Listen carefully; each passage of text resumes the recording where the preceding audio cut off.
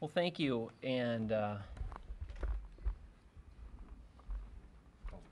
Republicans in the House and the Senate are here to once again call for the governor to immediately bring us back to call a special session for two purposes. First will be to sign a lights-on bill, which will to provide temporary funding to restore government services for all of the folks who work for the state and for the people who work indirectly for the state who are currently put out of work, and for the many, many Minnesotans who are inconvenienced by the shutdown. Secondarily, to immediately sign or justify why not signing these bills representing 16,000 Minnesota jobs that are currently on the sidelines right now. And the most important thing that we need to talk about when we are hearing from our constituents, and our members are hearing from our constituents across the state, they're saying, why is the government shut down? Why is everybody at home? And when we start to tell this message that we are within less than 0.5% within the governor on these funding bills to bring 16,000 people back to work, that is to say 99.5% in agreement with the governor, why are these folks at home and not working? And it's not justifiable.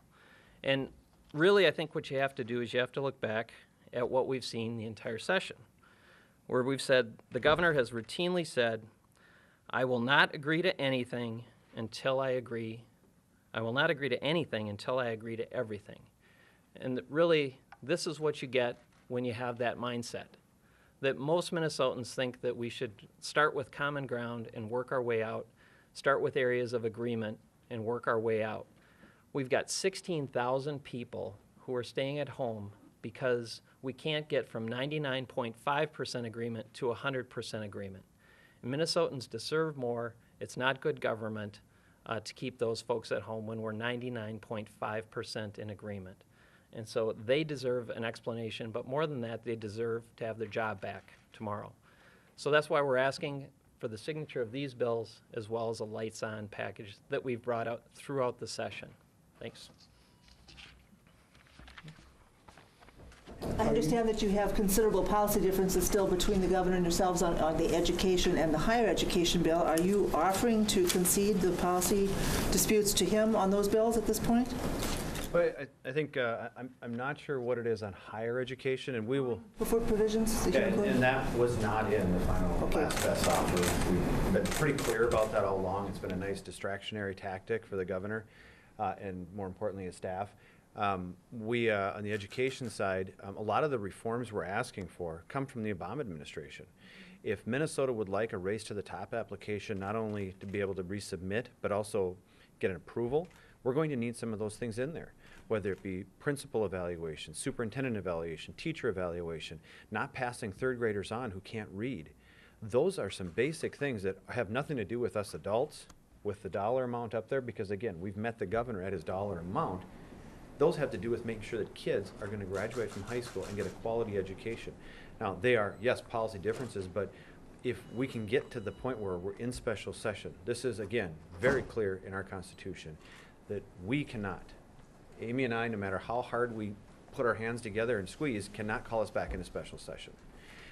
The governor can do that. We can get to those things, but if we're going to hold out to the good, it's a, my wife said, she said, well, it's like, I'm not going to agree to pay the mortgage until I know what our cell phone bill is going to cost. You know, and we won't know until we get in negotiations. But these things right here, again, public safety, higher education, jobs and economic development, a lot of that is fee-based. The transportation bill is largely federal funds. And someone said, well, yeah, but the governor has said all along that this is what's been coming all through session. You know, you should have known, he said, I'm not going to agree to anything until I agree with everything. And that may be true during regular session, or maybe even in this interim between when we were waiting for a special session and now in government shutdown. Things have changed, and things have changed dramatically. There are road projects that we drive by every night on our way home, some of which do have state funding, some of which do not, but because the state inspector doesn't come in and inspect a federal road project or a county road project, those projects can't proceed. So that's what's changed lately, or changed in the last weeks, 2 weeks, is that we need to have at least these things. Again, $91 million out of a $34 billion budget. I would say we could, and most Minnesotans, like Matt said, when you ask them, they say, why won't you guys compromise? And we've been sending this out, and the responses we get back are, well, if you guys agree on it, there's no dollar difference, then what is it? And we have that conversation. Well, it's policy here. We think teachers and principals and superintendents should be evaluated so our kids are getting the best possible instruction. That makes sense. You know, and if it isn't one or two things, if it's 5 or 6 things, we should at least be able to agree to get back, put the lights on. That's probably the most, probably the top thing we hear from folks when they say, why aren't you getting your job done? Why won't you compromise? We, and a lot of folks, I've had a lot of union Democrats say to me, so you guys want to turn the lights on? They're surprised that Republicans want to come in and have a 70 or 80 or 60 or whatever percentage it is. But looking at these things right here, you can see how close we are and why hold the absolutely perfect hostage to the pretty darn good. Are you getting in close to a counteroffer? The governor said again today that he'd meet with you if you had a counteroffer. Well, again, if repackaging another tax increase or somebody else's tax increase is his suggestion at a counteroffer, we continue to wait for him as well. Because saying that I don't like this tax increase, but I need this tax increase, we've maintained again and again and again. We've had the spreadsheet discussion many times with all of you. Where will the money be spent? And to the cuts, we have yet to see a detailed list. I mean, we could put the same chart up here, because replacing a budget reduction with a fee or a transfer isn't a real cut. It's a nice try, but it's not an actual cut. So the governor has maintained he wants a tax increase, needs a tax increase. We have said, I think pretty clearly, that our members cannot vote for a tax increase. If that's all he's offering, for us, it's hard for us to counter offer for him, because then he's not going to accept whatever we put on the table. But that the bare minimum, these folks should not be held, hostage, held in wait or in lieu while we get to that point. These things are very, very close, and getting those out of the way so we can focus on what's left, which is HHS, taxes, state government finance. Everybody knows that where those gaps are, but holding these off to the side when those are the things that are really left just doesn't make sense to us. That's why we again ask, and we're explaining to the people of Minnesota where we are, because the governor has said we're intransigent, we're not making compromises. He's the only one that compromises in this situation. And again, Matt read the quote, I won't agree to anything until I agree to everything. I don't know how that's compromise from him. Either you give me a tax increase or I don't call you back in a special session. Maybe if I rephrase the question, are you going to make another offer to the governor? Well, again, we've made several offers to the governor.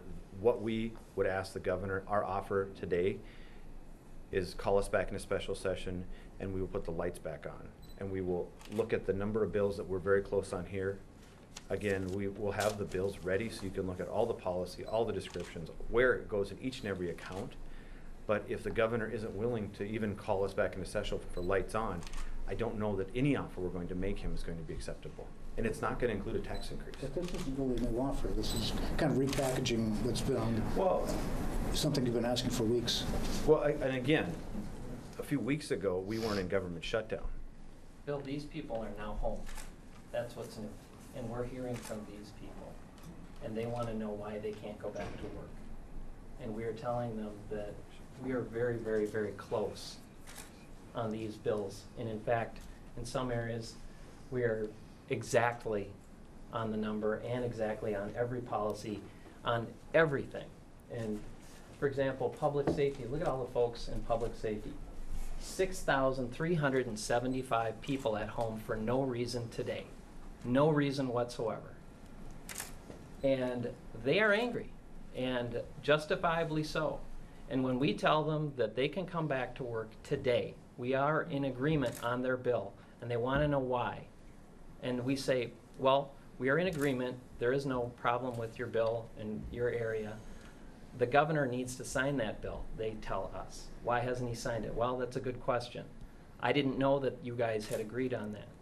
Well, there's a lights on provision that would allow us to, while we figure this out, your job won't be held hostage anymore if we can come back and figure out and resolve our differences. They want to know that. They did not know that that was an option or an opportunity because they haven't read about it, they haven't seen it on television, and they don't know about it. So our constituents are hearing from us for the first time that their bills are either agreed to or they're very, very close, and that there's a lights on opportunity. So that's what's new. What's new this week as opposed to 2 weeks ago? These folks are home and they're getting mad. What are you folks doing to end the shutdown that you haven't done since July 1st? Well, that's an interesting question, Don. Of course, I called the governor this morning. Actually, you inspired me. You said, well, why don't you just call him and keep talking? And so I did. And I said, let's go on a road trip together. And that was, I don't know how many people tell you that Don Davis inspired him, but that's where that came from. Yeah.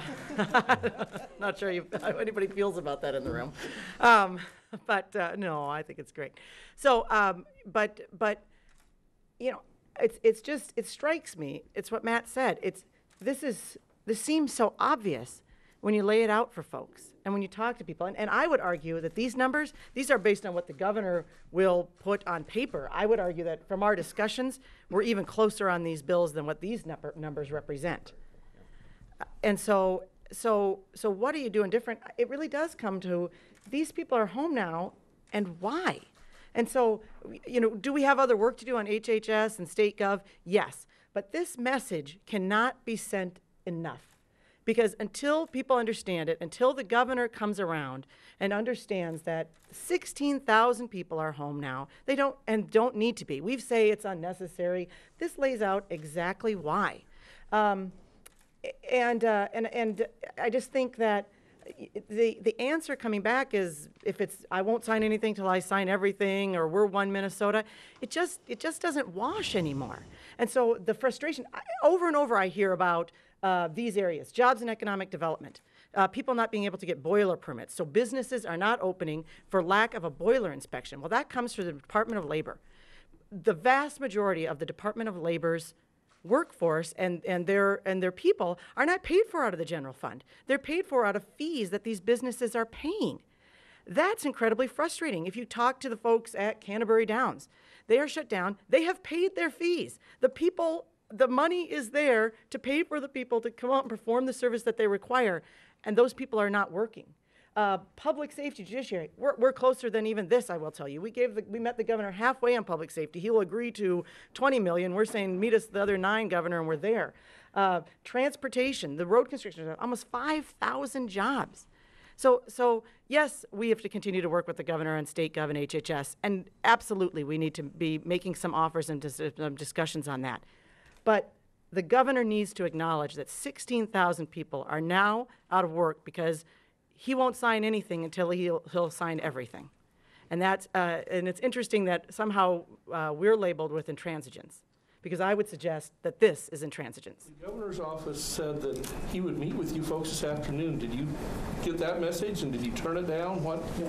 He did mention it. We never heard anything back on scheduling, and so we'll just keep working with the governor on that. But he did mention it, and I said, well, let's look at that. But I would have preferred, we could have spent hours discussing today.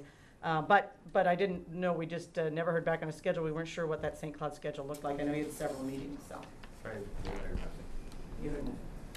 Speaker Zellers, Leader Thiessen today said that they were working on 6 of your members to try to get them to cross party lines and support some kind of a budget solution that would include a tax increase. What's your response to that? Have you worked on each one of his guys to override the governor's veto? Did he give you names or districts or areas? Did not. It's not true. I mean, he can put 6 empty chairs out. I could put 18 empty chairs up here and call for a bunch of Democrats to override the governor's veto. But we talk to our members quite often. Many times they're here. They're coming down to the Capitol, whether it be for a meeting, whether it be for they're in town to school groups here, whatever it is. They stop in quite often. Matt and I are here. Amy and I are here every day. Sometimes on Saturday afternoons and evenings even. And you'd be surprised at the hours our members keep. We've talked to a lot of them. There are no members that are going to cross over and vote for a tax increase on Minnesota job providers.